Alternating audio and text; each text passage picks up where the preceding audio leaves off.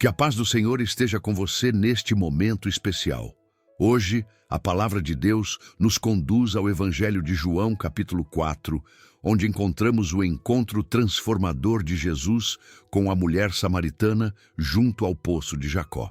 Este capítulo nos revela o poder do amor de Cristo em quebrar barreiras culturais e espirituais, trazendo vida e redenção.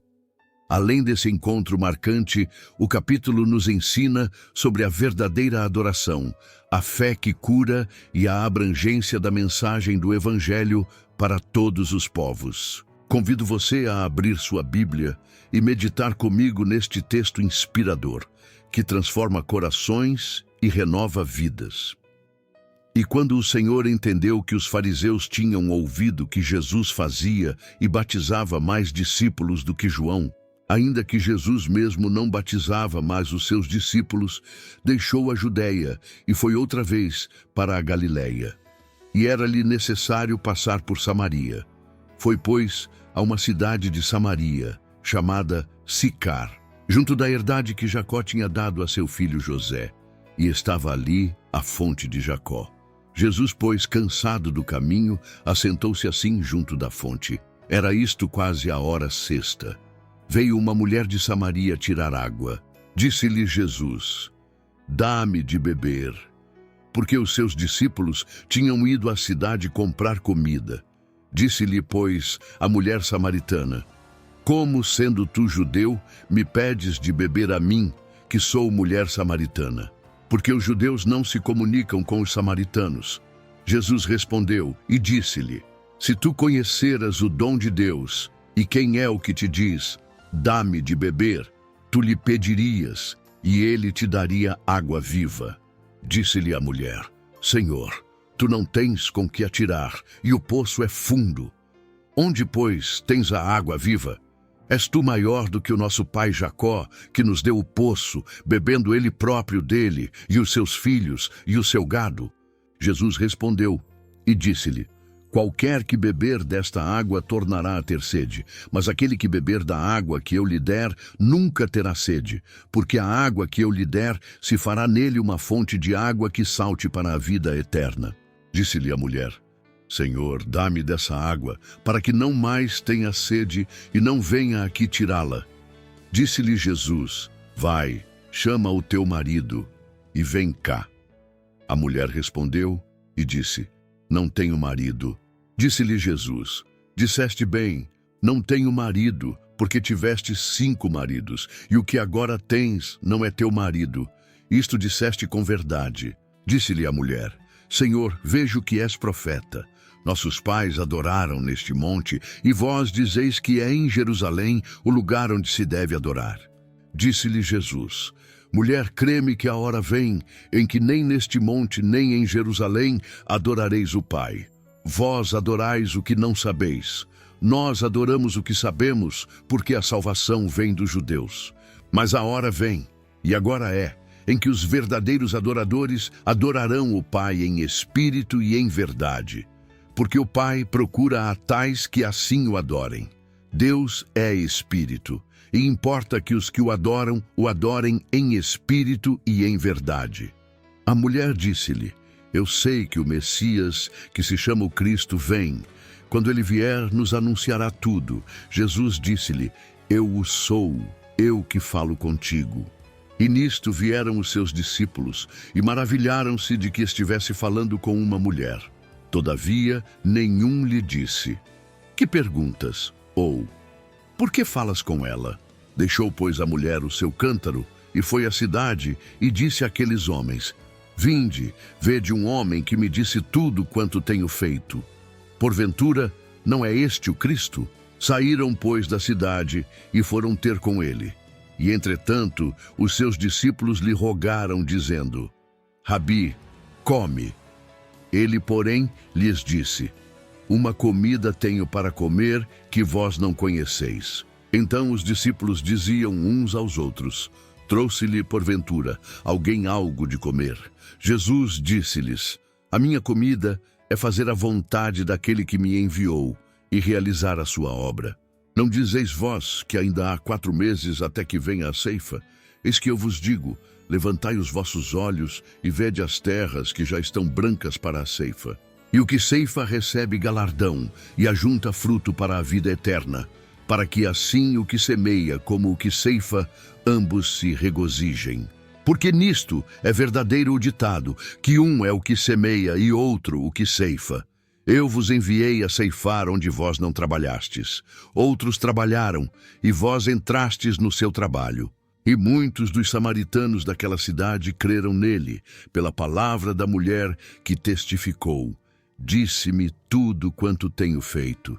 Indo, pois, ter com ele os samaritanos, rogaram-lhe que ficasse com eles. E ficou ali 2 dias, e muitos mais creram nele, por causa da sua palavra.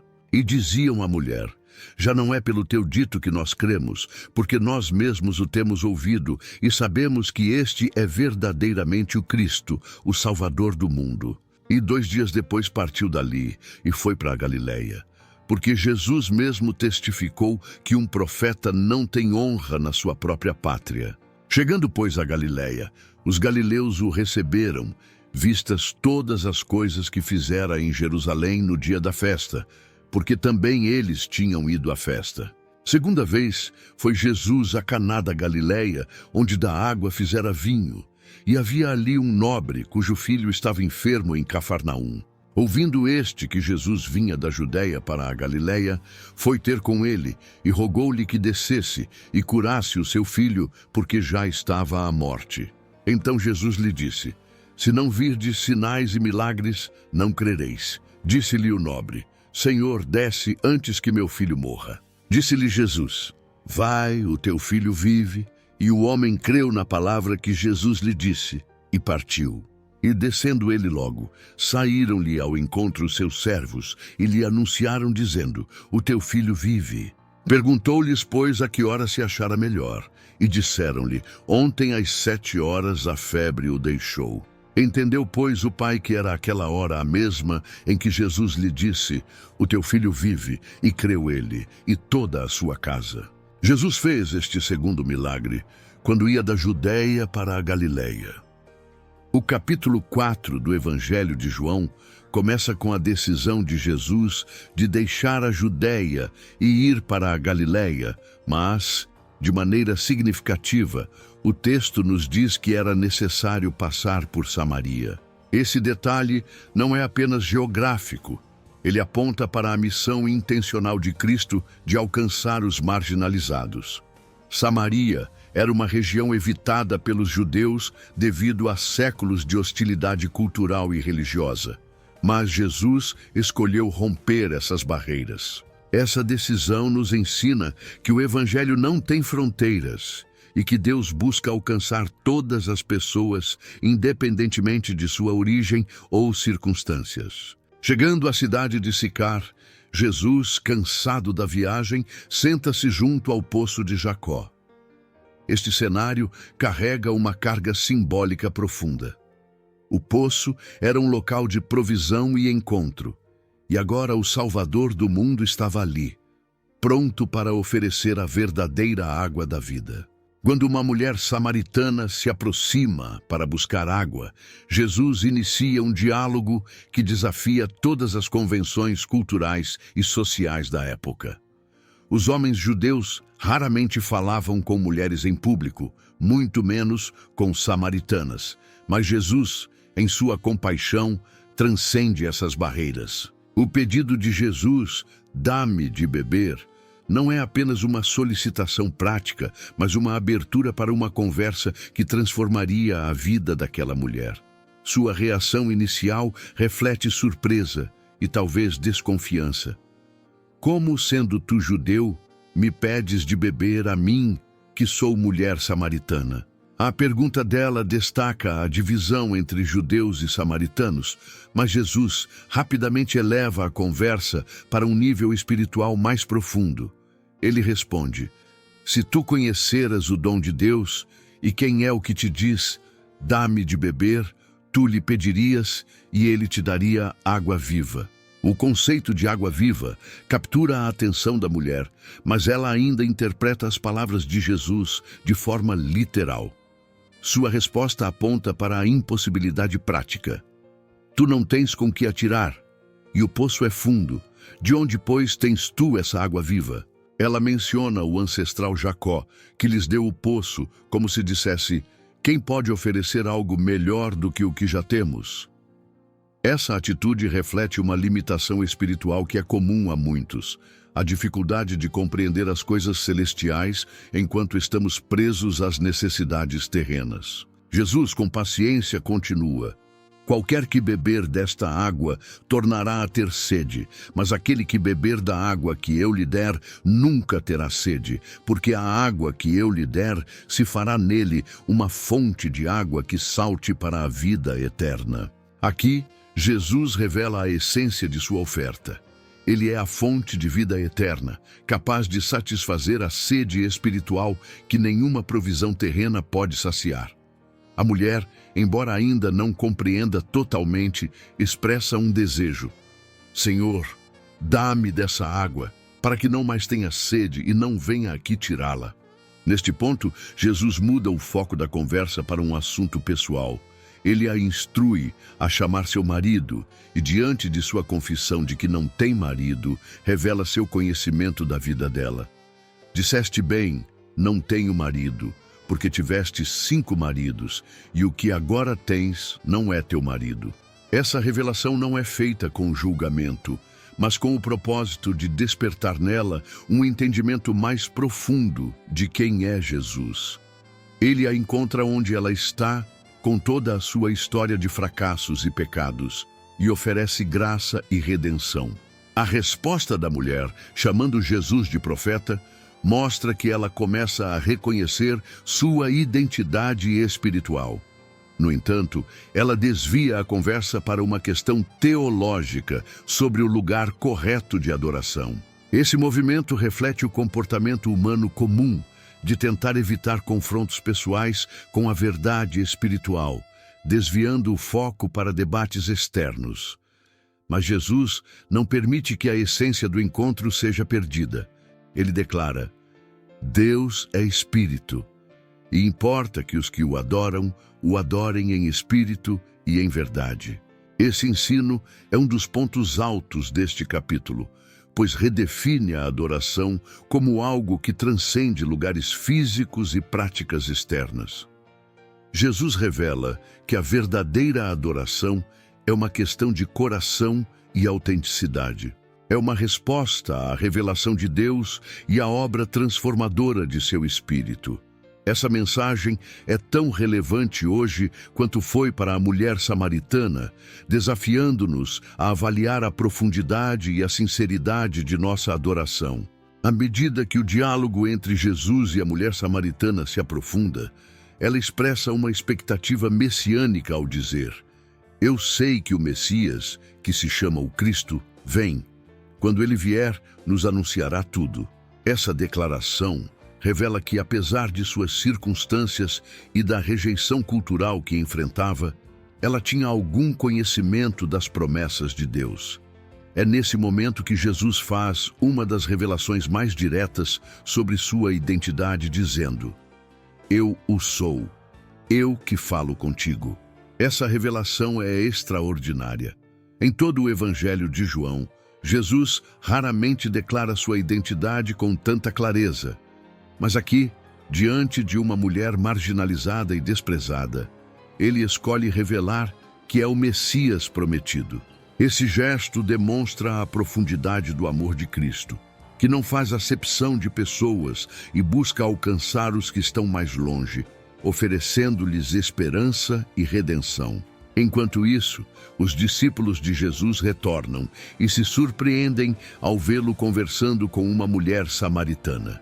No entanto, eles não ousam questionar suas ações. A mulher, por sua vez, deixa o seu cântaro e corre de volta à cidade, transformada pelo encontro com Jesus.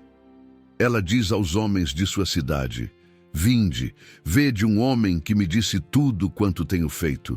Porventura, não é este o Cristo? A mulher, que antes evitava a sociedade devido à sua reputação, agora se torna uma proclamadora da verdade, convidando os outros a conhecerem Jesus. Essa transformação é uma prova do poder redentor de Cristo. Enquanto a mulher está na cidade compartilhando seu testemunho, os discípulos oferecem comida a Jesus, mas ele responde: "A minha comida é fazer a vontade daquele que me enviou e realizar a sua obra." Essa declaração revela a dedicação de Jesus à missão dada por seu Pai. Para ele, cumprir a vontade de Deus é mais satisfatório do que qualquer necessidade física. Este é um chamado para todos os que desejam seguir a Cristo, colocar a vontade de Deus acima de nossas próprias necessidades e prioridades. Jesus continua ensinando seus discípulos, usando uma metáfora agrícola. "Não dizeis vós, ainda há 4 meses até que venha a ceifa. Eis que eu vos digo, levantai os vossos olhos e vede as terras que já estão brancas para a ceifa." Ele está falando sobre a urgência da obra espiritual. A colheita, no caso, são as almas que estão prontas para ouvir e aceitar o Evangelho. Essa passagem nos lembra que, enquanto seguimos a Cristo, somos chamados a participar de sua missão de alcançar os perdidos e trazer luz às trevas. Os samaritanos, impactados pelo testemunho da mulher, vêm até Jesus e o convidam a permanecer com eles. Ele aceita e fica 2 dias na cidade, durante os quais muitos creem nele. O texto destaca que esses samaritanos dizem à mulher: "Agora cremos, não por causa da tua palavra, mas porque nós mesmos o ouvimos e sabemos que este é verdadeiramente o Cristo, o Salvador do mundo." Esse desfecho reflete o propósito final do testemunho cristão: levar as pessoas a um encontro pessoal com Cristo, onde possam experimentar sua verdade e graça de forma direta. O capítulo 4 de João segue com outra narrativa marcante: a cura do filho de um oficial do rei. Após passar 2 dias com os samaritanos em Sicar, Jesus continua sua jornada até a Galileia. O texto menciona que ele é bem recebido pelos galileus que haviam testemunhado seus feitos em Jerusalém durante a festa. Essa recepção é carregada de curiosidade e expectativas, mas também reflete a superficialidade de uma fé baseada apenas em milagres visíveis, algo que Jesus frequentemente desafia. Um oficial do rei, provavelmente um gentio que servia a Herodes Antipas, ouve falar que Jesus está em Caná da Galileia e vai até ele para pedir ajuda. Seu filho está gravemente doente em Cafarnaum. A uma distância considerável, a única esperança do oficial é que Jesus venha até sua casa para curá-lo. A urgência e o desespero desse pai nos lembram que, independentemente de status ou posição, as crises da vida nos levam a buscar respostas além do que o mundo pode oferecer. Jesus responde ao pedido do oficial com uma declaração que parece dura à primeira vista: "Se não virdes sinais e milagres, não crereis." Essa frase não é apenas direcionada ao oficial, mas a todos os presentes. Jesus está desafiando a tendência humana de buscar apenas os benefícios visíveis da fé, sem compreender sua profundidade espiritual. Ele está convidando o homem a uma fé mais madura, que confia em sua palavra independentemente de evidências físicas imediatas. O oficial, no entanto, insiste com humildade e perseverança: "Senhor, desce, antes que meu filho morra." Esse apelo revela a sinceridade e a simplicidade de sua fé. Ele reconhece sua total dependência de Jesus e deposita nele sua última esperança. Em resposta, Jesus diz: "Vai, o teu filho vive." Esta declaração é poderosa e carrega a autoridade do Filho de Deus. Sem ir fisicamente até Cafarnaum, Jesus realiza o milagre com uma simples palavra, demonstrando que sua autoridade transcende tempo e espaço. O oficial crê na palavra de Jesus e retorna para casa. No caminho, seus servos vêm ao seu encontro com a notícia de que o menino havia se recuperado. Quando ele pergunta a hora em que a febre deixou o menino, eles confirmam que foi exatamente no momento em que Jesus declarou: "O teu filho vive." Essa coincidência é um testemunho do poder de Cristo. Também confirma a fé do oficial. Como resultado, ele e toda a sua casa creem em Jesus. Este milagre encerra o capítulo 4 de João, destacando a crescente revelação de quem é Jesus e como sua missão vai além das barreiras étnicas, culturais e espirituais. O encontro com a mulher samaritana nos mostra o alcance universal do Evangelho e a necessidade de adoração em espírito e verdade. A cura do filho do oficial revela o poder transformador da palavra de Cristo e o impacto de uma fé que confia plenamente nele. Essa passagem nos desafia a examinar nossa própria fé. Será que confiamos em Jesus apenas quando vemos sinais evidentes de sua presença? Ou somos capazes de crer em sua palavra, mesmo quando não há evidências visíveis? Jesus nos chama a uma fé madura, que não depende de milagres físicos, mas descansa na certeza de que Ele é fiel às suas promessas. Nos momentos de desespero, assim como o oficial, somos convidados a trazer nossas preocupações a Cristo com humildade e perseverança. Ele nos convida a confiar que sua palavra é suficiente e que Ele tem o poder de agir em nossas vidas, muitas vezes de formas que vão além do que podemos imaginar. Ao vivermos com essa confiança, não apenas experimentamos seu cuidado e provisão, mas também nos tornamos testemunhas de sua glória para aqueles ao nosso redor. Depois de refletirmos na profundidade do Evangelho de João, capítulo 4, convido você a se unir a mim em oração. Vamos entregar nossos corações ao Senhor, reconhecendo sua soberania, confiando em sua palavra e buscando a verdadeira adoração em espírito e em verdade. Ore comigo. Senhor meu Deus, fonte de toda graça e verdade, louvamos o Teu nome por Tua palavra viva, que transforma e renova nossas vidas. Obrigado por nos lembrar, através do capítulo 4 de João, do Teu amor que atravessa barreiras, do poder da Tua palavra que traz vida e da profundidade de um relacionamento contigo em espírito e em verdade. Pai, como a mulher samaritana, reconhecemos nossas limitações e erros, mas somos gratos, porque mesmo assim o Senhor nos busca com amor. Obrigado por oferecer a nós a água viva que sacia toda sede espiritual e nos conduz à vida eterna. Ajuda-nos a abandonar os cântaros que não sustentam e a buscar em Ti a verdadeira satisfação. Senhor, queremos também ter uma fé madura como a do oficial que confiou na Tua palavra. Ensina-nos a confiar em Ti, mesmo quando não vemos sinais imediatos, sabendo que o Senhor é fiel e poderoso para realizar o Teu propósito em nossas vidas. Sustenta-nos em momentos de desespero e nos dá a paz que vem da certeza de que o Senhor está no controle. Clamamos por um coração disposto a Te adorar em espírito e em verdade. Que a nossa adoração não seja apenas externa, mas fruto de um relacionamento íntimo e sincero contigo. Ajuda-nos a viver de forma que reflita a Tua graça, levando outros a conhecerem o Teu amor e a verdade do Teu Evangelho. Intercedemos, Senhor, por todos aqueles que estão enfrentando desafios, seja na saúde, nas emoções ou nas suas circunstâncias. Que eles encontrem em Ti força, conforto e esperança.